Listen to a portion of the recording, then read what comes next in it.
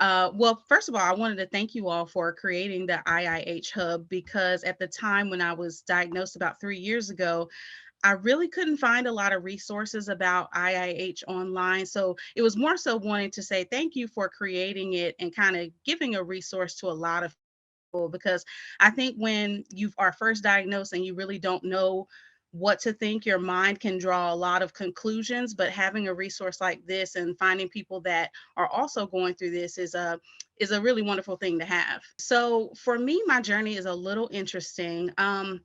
It was first told to me that I had some nerve swelling behind my eyes, probably as early as maybe over 10 years ago. But at the time, I had no symptoms whatsoever, and it really wasn't explained to me in a way that I could understand. So I never really took the time to really learn more about IIH, and I really didn't understand what the optometrist was trying to explain to me at the time.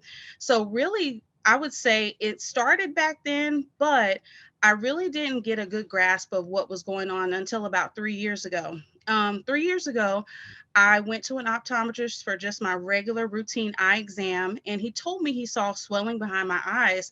And he asked me about my symptoms. And of course, at that time, the main symptom he asked me about was, did I have migraines? Did I have any headaches?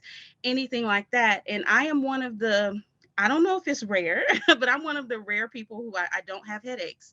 So when he first told me the symptoms, I was like, I don't relate to any of that. But then he asked me what had I started feeling lately. And I said, well, I'd had a lot of neck tension and lower back pain. And so he was like, I really, really think that you should probably go and learn a little bit more about this. And he referred me to an ophthalmologist who, of course, I decided to go to within a couple of weeks. And that's where they saw the swelling. And he told me I had papilledema, most likely. And he then referred me to a neurologist in this area to have a lumbar puncture. I had the lumbar puncture probably about 1 to 2 months after that initial optometrist appointment. And at the during the lumbar puncture, I believe the measurement was about 40 when I do believe it's supposed to be 25. If that's correct, you all could definitely let me know.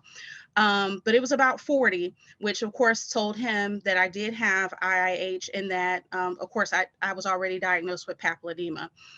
So from there, I would say my journey has been a little bit straightforward.